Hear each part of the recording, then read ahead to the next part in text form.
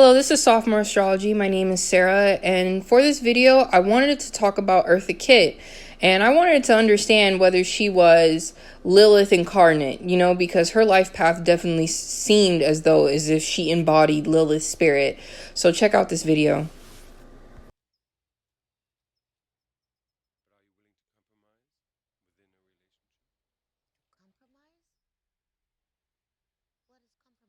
Compromising for what? Compromising for what reason? To compromise for what? To compromise. What is compromise? If a man came into your life, wouldn't you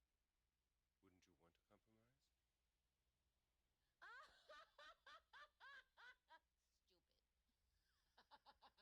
A man comes into my life and I have to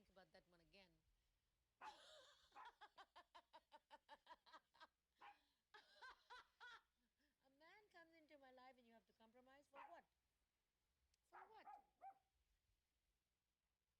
For what? A relationship is a relationship that has to be earned, not to compromise for. And I love relationships. I think they're fantastic. They're wonderful. I think they're great. I think there's nothing in the world more beautiful than falling in love. But falling in love for the right reason, falling in love for the right purpose, falling in love. Falling in love. When you fall in love,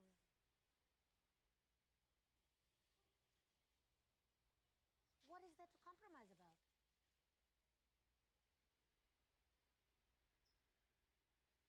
Isn't love a union between two people? Or does Eartha fall in love with herself?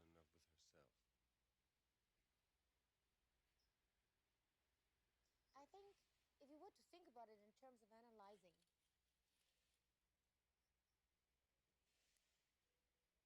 yes, I fall in love with myself and I want someone to share it with me.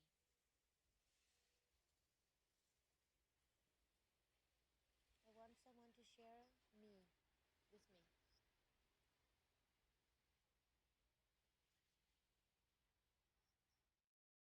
So after watching that video, I just honestly thought that, in that moment, at least, it seemed like Eartha Kitt was just embodying the spirit of Lilith.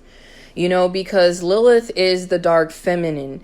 And the thing is that the history of Lilith is that she was considered the first wife of Adam. That they were both made of clay, but Adam wanted her to be submissive to him, and subservient to him. And Lilith was not about that life. Think about how why can I not say her name all of a sudden? Eartha Kitt, how she said in that video, compromise for what? I'm a person, you're a person. We're supposed to enjoy each other's companies. You're supposed to enjoy me as I am enjoying myself. As I love myself, you also get to experience that self-love when we love each other. And that is Lilith, if believe it or not, because I feel like society has definitely wanted to compartmentalize both femininity and masculinity, but we're talking about femininity in this video. And within femininity, there is a polarity of light and dark. And I kind of feel like society has rejected dark feminine because of the power within.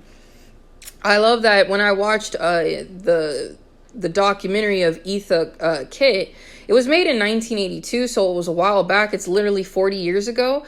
But in that documentary, she really did speak to a lot of things, and she was definitely ahead of her time because she's speaking things in that documentary that I'm resonating with now in this year of while I'm filming this or recording this in 2022. Literally 40 years later, her words still speak a lot of truth and can still be very affecting. And I also, too, I kind of looked at her chart, and she also has a Venus in Aquarius. So she really understands that relationships are about two individuals coming together and enjoying each other.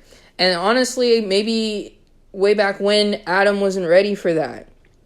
And I kind of feel like with society being very much a patriarchal society, It's just kind of annoying. Annoying is a light way of saying it, but it's kind of like, it's annoying that how the Lilith dark feminine energy has been rejected over and over. Incarnate. It was as if Lilith embodied the spirit of Eartha Kitt, because Eartha Kitt's life story definitely sounds just like Lilith, where she came and she was rejected. Her mother gave her away because her stepfather didn't want her in the house. Then she never knew her father, and her father was a white man. And it's just like throughout her life too, when she was invited to the White House, she spoke out on basically hashtag Black Lives Matter, but way back in 1968. And that upset both the President Johnson and the First Lady, where she cried, I guess, in the luncheon. It's just kind of like she's speaking out on truth, and people don't like that. That is a very dark feminine energy, to get very protective over your community, to speak out and really have that protective energy towards people who are at a disadvantage. And I was surprised to hear that literally that president, he spent all of these resources in FBI and CIA trying to create this this campaign of just like this smear campaign of her reputation. They couldn't really find much about her from what it sounds like. They called her a nymphomaniac because dark feminine is very accepting of their sexuality and their sensuality. Whenever she was presented in an event, or whenever she kind of came on stage and people were introducing her, they always talked about how beautiful and sensual she was and how sexual she was too. Dark feminine energy is very open about their sexuality, and I feel like society, like I said, has been trying to compartmentalize femininity and make it seem that the best of women or the best of femininity is to be pure, be so-called quote-unquote pure, and to be not a sexual being, when femininity is nothing but sexual. It's completely sexual. How else are we supposed to bring life into this world? Birth is not a pretty episode, and that is dark feminine energy. Dark feminine energy is that energy that is nurturing and caring to you when you're going through the roughest, toughest parts and points of your life.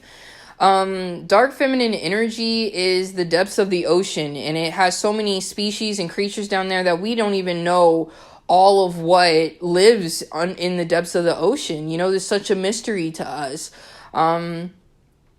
Dark feminine energy is just very much unapologetic about who she is, and yes, with being feminine and exploring all polarities of that. I hate that Lilith has been depicted as a demon, because we all have light and dark. So what I think is kind of funny is that, like, if you think about the movie, because the way I first was introduced to Eartha Kitt is watching Emperor's New Groove, and how she was Yzma. And that part in the movie where Kronk, he has both the angel and the devil on his shoulders? Dark feminine energy, you can consider that to be the little devil on your shoulder. It's the part of you that wants to be rebellious against the status quo. It's the part of you that it's your shadow. When you do shadow work, that's dark feminine energy. You need dark feminine energy to do shadow work. So it's like, it's so interesting, because it's like that's Lilith energy, where people can see the power and the talent, the potential that you have to really be the greatest manifester, because dark feminine energy could really manifest very powerful things, because dark feminine energy is receptive to the universe and is receptive to just not only light but darkness as well.